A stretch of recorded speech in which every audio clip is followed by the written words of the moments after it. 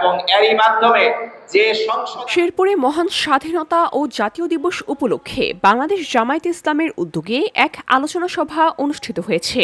বৃহস্পতিবার বিকেলে শেরপুর পৌর শহরের টাউন হলে এ সভার আয়োজন করে বাংলাদেশ জামায়াতে ইসলামের শেরপুর শহর ও সদর উপজেলা শাখা।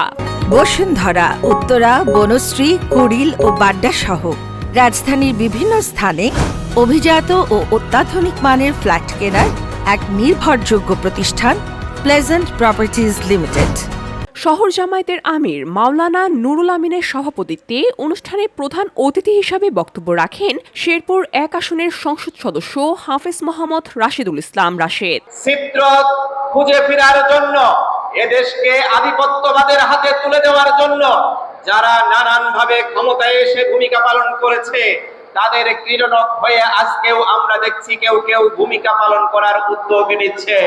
সদর উপজেলা জামায়াতের সেক্রেটারি মাওলানা আব্দুস সুবহানের সঞ্চালনায় এ সভায় আরও উপস্থিত ছিলেন জেলা জামায়াতের কর্মপরিষদ সদস্য হাফেজ মাওলানা জাকারিয়া মোহাম্মদ আব্দুল বাতেন, সদর উপজেলা জামায়াতের আমির মাওলানা আতাউর রহমান, নায়েবে আমির মাওলানা নূরে আলম সিদ্দিকী সহ জামায়াতে ইসলামের অন্যান্য নেতাকর্মীরা। এদেশের মানুষ স্বাধীনতার ভিওডি বাংলা নিউজ ডেস্ক।